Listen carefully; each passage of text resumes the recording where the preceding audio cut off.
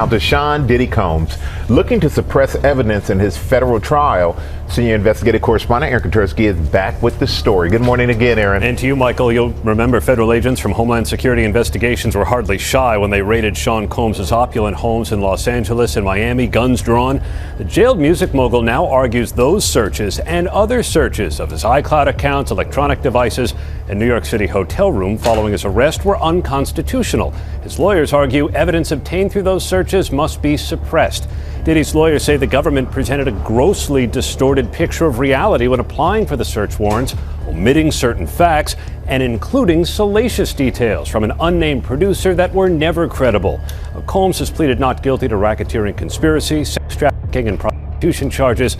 The defense is also arguing here his ex-girlfriend, Cassie Ventura, was a willing participant in drug-fueled sex performances called freak-offs, not coerced as prosecutors allege. Usher is set to take the stand against Diddy in the high-stakes trial this May, and the pressure is clearly mounting. With just weeks to go, Diddy's legal team is now working hard to contest the evidence seized during the mansion raids, showing just how serious the situation has become. Sean Puffy Combs, I don't sleep to this day. I have a problem sleeping to this day. Like, yo, man, I'm here to work, man. I ain't sang in a week. I mean, I'm 13 years old, and I'm telling him, look, you're gonna put me in the studio, man. You got Biggie Smalls in there, you got Craig Mack in there. I'm not here to party with you. I don't want to go to the clubs. Matter of fact, I'm too young to even be in here. Why you got me in clubs? We would fight, we would tussle. I moved to New York City, and I lived with Sean Puffy Combs for a year. That's the crazy thing. Now, that was L.A. Reid's idea, right? We're sending you over to something called Puffy Flavor Camp. There you go. To learn Flavor Camp? Yeah, Flavor that's what it Camp. was called. And you're going to go to Puff Daddy's. He's going In the 90s, do you understand what that's like? Puffy's place was like just filled with chicks and orgying like nonstop, right? No, not really. I mean, but hey, it was curious. I got a chance to see some things. Yeah, but you were 13. What were you seeing? I went there to see the lifestyle, right? And I saw it, and it was, but I don't know if I could indulge and understand what I was even looking at. It was pretty wild. So nobody tried to, some woman didn't come along. I didn't say that. Okay. I didn't say that. What I did say is that there were very curious things taking place, and I didn't necessarily understand it. Biggie Smalls was there. Biggie Smalls was there. Lil' Kim, Craig Mack. All these people are hanging around. Yeah, man. Faith Evans. And your parents Jodeci, were Mary okay? J. Blige. They ain't know nothing about this shit. Oh. I was having a good time, you know what I mean? Does he have you doing any chores? Are you doing dishes at all? I mean, to keep you humble somewhat? Or are you just like, can you stay up till 4 a.m. with them and party? I mean, I could. I actually stayed up longer than them. And do you have money? What's going on? I mean, I had like per diem. I had like, What like a a living. life. Yeah, it's pretty crazy. 14 years old. You're a dad now. Would you ever send your kid to Puffy Camp? Hell no. Usher and Diddy have a long history, over 30 years of so-called friendship. Usher was just a teenager when his mother sent him to live with Diddy, hoping he'd help launch his career. However, Usher now claims that he was thrust into a world that he wasn't prepared for, exposed to situations that he couldn't process at such a young age. Usher is now speaking out about his experiences, revealing the long-lasting impact they had on him. Well, some documents have leaked about Usher. They were obtained by Radar Online, and apparently back in 2009 or 2010, he had contracted herpes and passed it on to a celebrity stylist having unprotected sex with her. He had to pay $1.1 million to that woman for severe emotional distress, and he also covered her medical bills. That case was settled back in 2012. Now, allegedly, there was a greenish discharge from his penis. Whoa, that's a booger. You can get penis boogers? I didn't know that. He said he went to the doctor. He was cleared of any STDs, so the woman went on and continued. Now, if I notice a greenish discharge oozing out of your penis.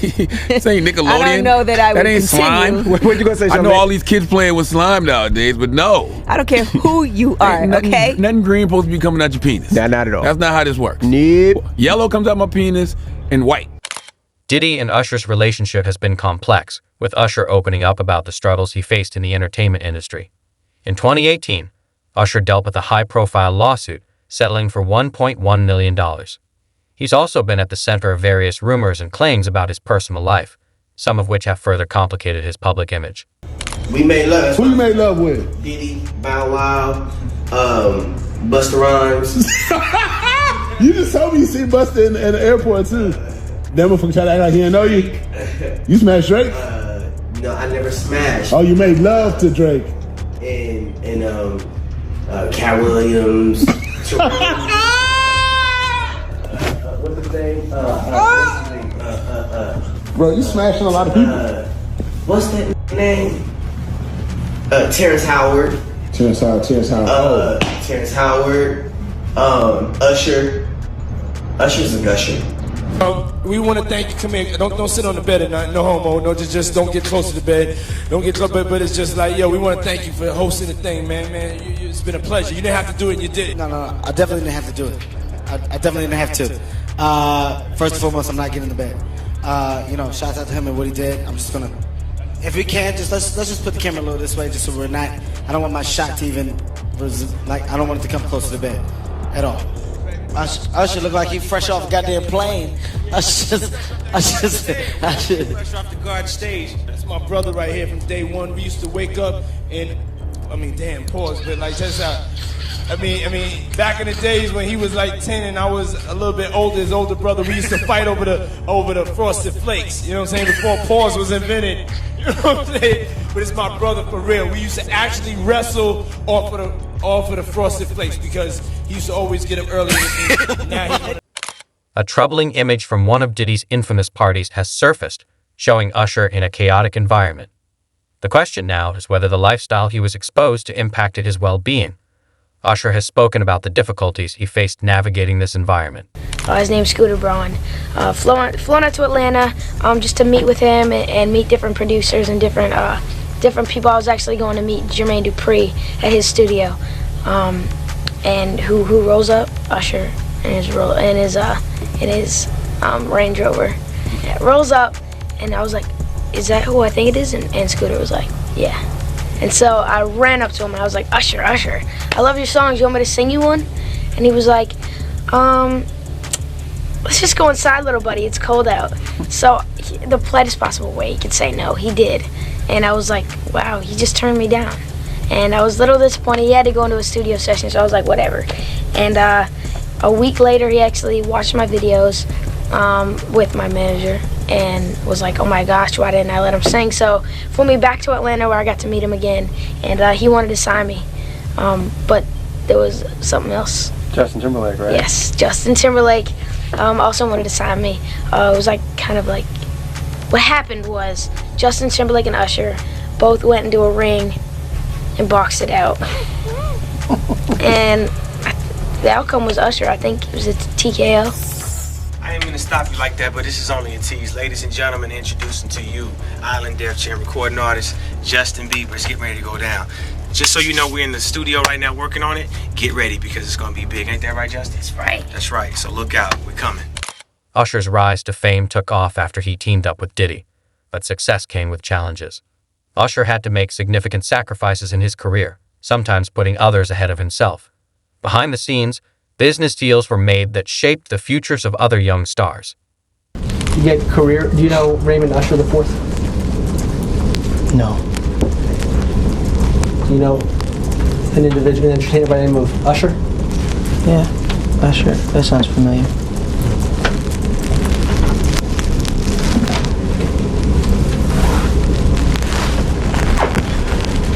Isn't it true that Usher was instrumental in starting your career? What does that have to do with this litigation, Mr. DeKalb? This is just you trying to harass the client. Before we came back here, you had asked me. She's going to let her read back the question. Thank you for your memory.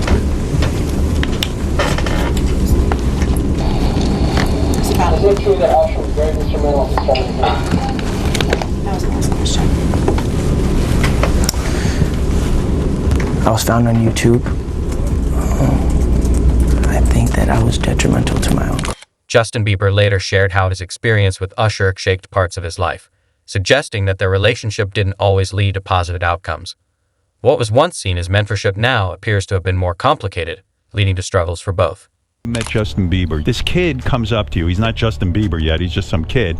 And he says, I want to sing for you. It was at the studio of Jermaine Dupri's. I said, why don't you set up a meeting between me and your manager? I'd love to meet with you and do this in a formal setting. I'm late for an appointment with Jermaine Dupri. Right. And I don't want to keep him waiting. Let's just do this the right way. And then you have him come to audition for you, right? Actually, there were a few people. My wife at the time. Right. It also was Perry Reed, L.A. Reid's first wife. You were all sitting in a room We somewhere. were in a room. Yeah. And I showed her the video. And Perry says, are you crazy? You better get down there and meet this kid right now. He's amazing. When all these pics come out and all this stuff with Bieber's big penis, are you the mastermind behind that? Say, listen, show off your big penis and people will come to those concerts. Or are you sitting there? Is that the kind of managing he's doing? Usher, are you sitting down with him and saying, yeah, show your or leave it in your pants? I mean, do you sit him down and say, look, part of this is PR, Hey, man. by the way, he does have a brain of his own. Yeah, but were you shocked at the size of his penis? Hey, listen, he has a mind of his own. What he chose to do with his penis is his prerogative. He's managing that aspect of his life. But Usher is somebody... I have nothing to do with Justin Bieber's... Justin Bieber and Usher's relationship has since changed, with Justin distancing himself from Usher. Justin has openly talked about how certain events in his life, including his connection to Usher, impacted him deeply. Show you this montage. This is a montage that was shared by Evie Magazine. They do great work on their TikTok of Justin Bieber, again, just 15 years old, in Hollywood, surrounded by a bunch of adults. And you let me know if any of this registers to you as normal. Take a listen.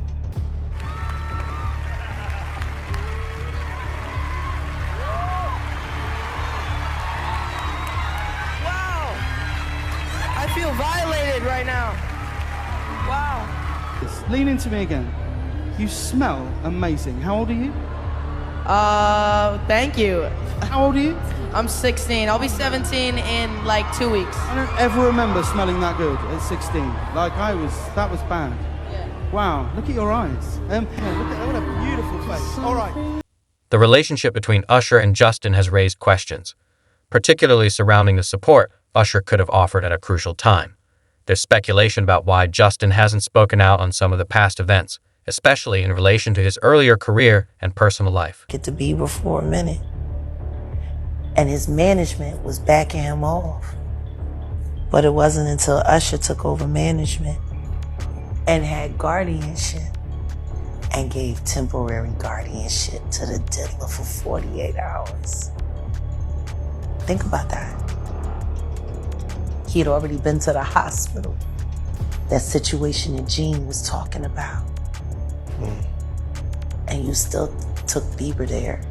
But you got custody of him first. Diddy had already tried. They wouldn't let him. Actually, someone made reference to the fact that Diddy trying to get at Bieber the way he was trying to get at Bieber was looking a little predatory. And then Usher came in and discovered it and managed him and got custody of him and promised to look after him. And then he sent him to the diddler. Does that sound like a good guy? It's horrible. Does that sound like a good guy? Now that we know what Diddy's really like. They're not seeing what the intentions was in his heart when he took Justin Bieber there. Oh. Let's be honest. He took Justin Bieber there. Justin Bieber has shown increasing distance from both Usher and Diddy, even turning down major opportunities, such as performing together at the 2023 Super Bowl. This speaks volumes about the current state of their relationship. Justin Bieber is continuing the purge. He has now moved to unfollow Usher, okay, his original mentor. So this is a very big story. And the reason why we should discuss this and we should not diminish what is happening, it's not celebrity drama. This is actually the fall of Babylon that we are witnessing, Hollywood Babylon, that is. Something happened in the background and people started noticing some things last year. In 2024, you guys will remember that Usher was tapped to perform at the Super Bowl.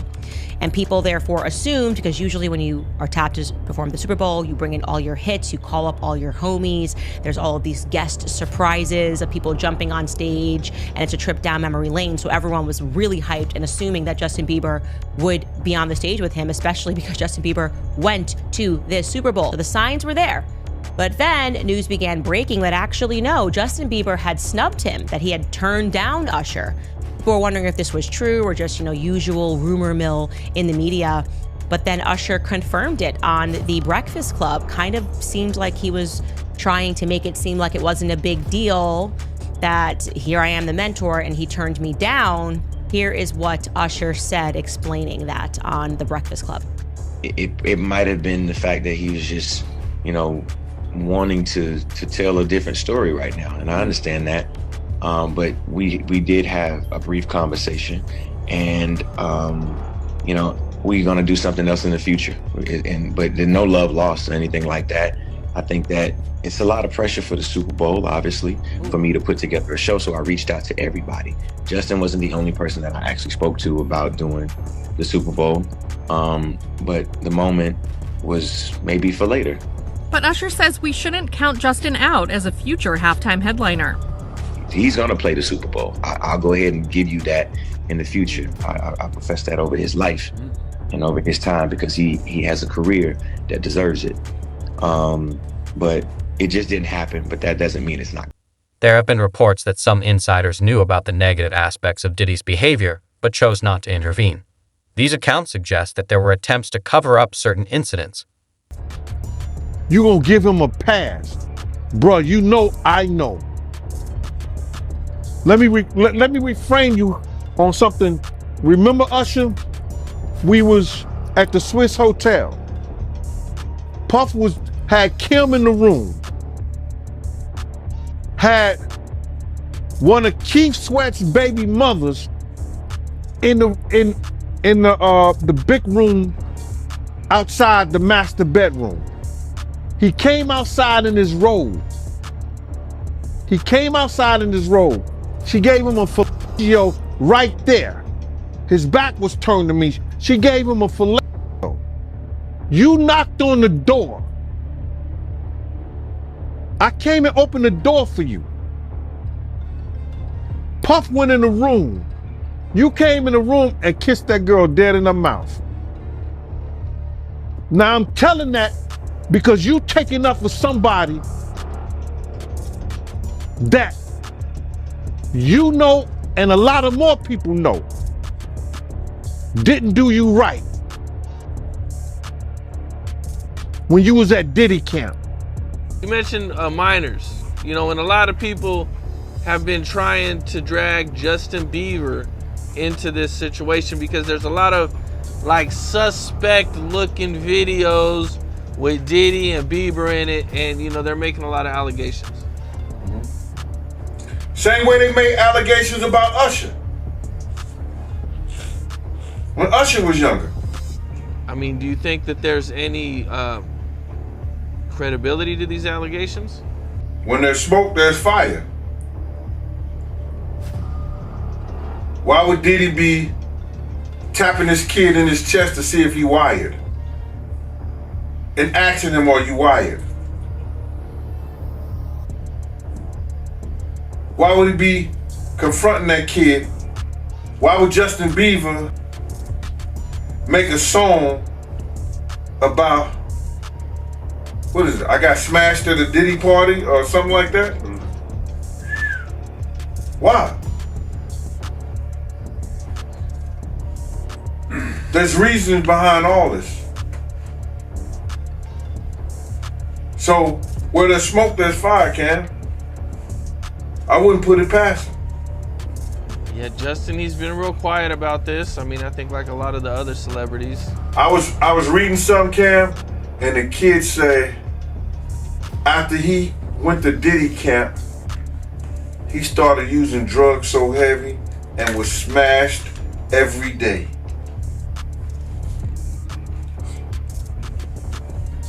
What would cause a kid who wanted to be an artist in the music business all of a sudden to start getting high and drinking and drugging, popping pills and smoking? What would cause a kid to do that? I mean, usually trauma. Or a Diddy party? If you don't mind me asking, because I know the topic is sensitive, what happened to Usher? I heard about some music executive from the industry back in Harlem. You know, I heard it from some music executives back in Harlem. And I'm not gonna speak on their name. They doing programs and everything like that, and they may be doing some programs, they may speak on it themselves. But I heard it from some music executives. Where did you hear it? Bro, you know how people be talking and we was around some people, something like that, and then some people might say, yo, I don't F with that dude. And at the time, I didn't even know who the F Usher was. You know what I'm saying? It was one of those type of situations.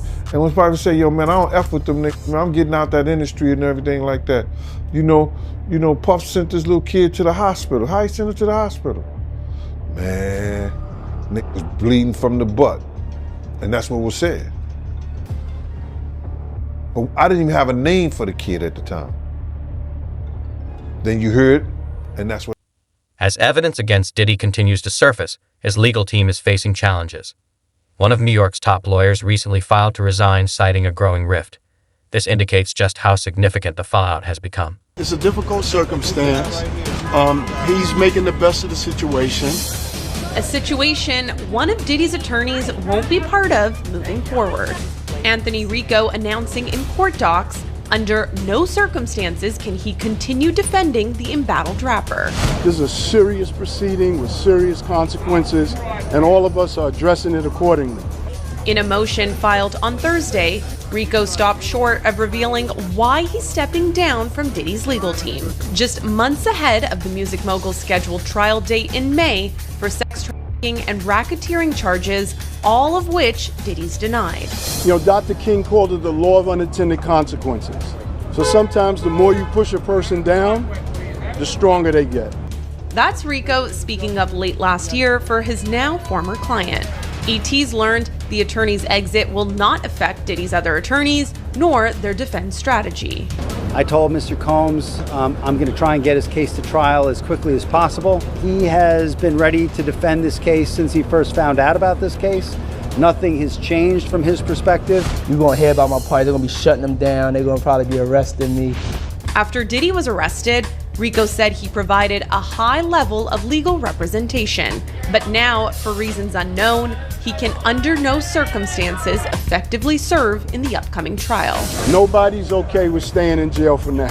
And high-profile death penalty attorney Anthony Rico. Now, while the pair joined around the same time, Anthony in a court filing on Friday said he's leaving the case. In the filing, Anthony Rico said, quote, "For the reasons set forth below, this motion for withdrawals is filed so that Sean Combs may move forward with his defense and to commence jury selection and trial without any delay. As a result of discussion with lead counsel Mark Agnifilo, this motion for withdrawal of counsel is filed. While I am aware that the local rule requires that an application for withdrawal of counsel is supported and granted, there are sufficient reasons related to protections afforded by the attorney-client privilege for brevity in my application for withdrawal as counsel in this case. Although I have provided Sean Combs with the high level of legal representation expected by the court, under no circumstances can I continue to effectively serve as counsel for Sean Combs," end quote. Now, essentially in legalese, I quit, but I can't go into details because of attorney-client privilege. According to the filing, though, the defense shakeup won't delay the case. Diddy will continue with 5 attorneys. That's Mark Agnifilo, Tenny Garagos,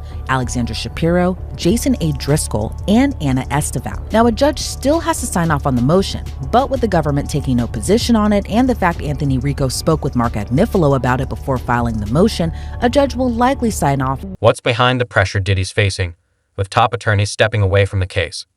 Some wonder if it's related to the evidence Diddy is trying to suppress. It seems like things are escalating quickly, and Diddy's legal support is beginning to crumble. Of Grubman, Shire, Masalis, and Sachs has dropped Combs as a client. Now, this is the firm of Alan Grubman, who is a very prominent entertainment lawyer that represents some very big names. The Weeknd, Madonna, Chris Brown, Paul Simon, Usher, Bruce Springsteen. In fact, by the way, Alan Grubman was inducted into the Rock and Roll Hall of Fame. He actually helped found that back in the 1980s. So, gives you an idea about how big of a powerhouse this firm is. Now let's go back to Sean Combs. So the rumor circulating is that this firm did this because singer and actress Lady Gaga had threatened to leave the firm unless they parted ways with Combs. This is according to reporting by News Nation. And it's a big deal because the rapper and producer had apparently been with Grubman's firm for over 20 years. He was friends with Alan Grubman by all accounts.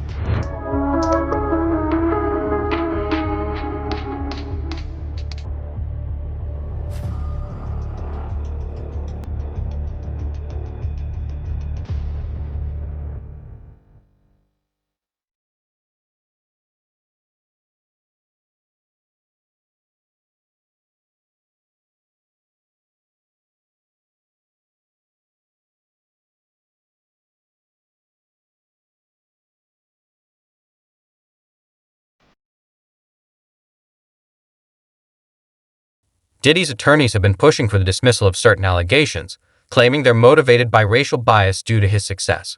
However, this defense is unlikely to be effective, especially since his alleged victims come from diverse backgrounds.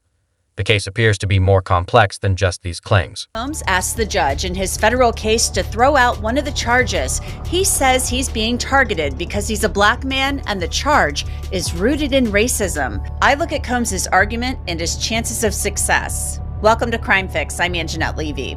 Sean Diddy Combs wants one of the counts in his federal superseding indictment thrown out. Combs argues he's basically being singled out by federal prosecutors because of his race and his success in business. Diddy's defense seems to be gearing up toward his alleged criminal conduct wasn't criminal. It was his personal business of what was going on in his bedrooms or hotels or wherever the freak-offs occurred. So they're saying that count 3 wasn't transportation to engage in prostitution, but was just him using escorts, male escorts at that, to bring in as a third with his girlfriends. Whereas the government's theory of the case is Diddy used force, fraud, and coercion to make his alleged victims have sex against their will in his freak-offs that he recorded for his own pleasure. Now, Diddy pleaded not guilty to all his charges, hence why the case is going. Hollywood has long kept its darker truths hidden, but now the truth is beginning to emerge.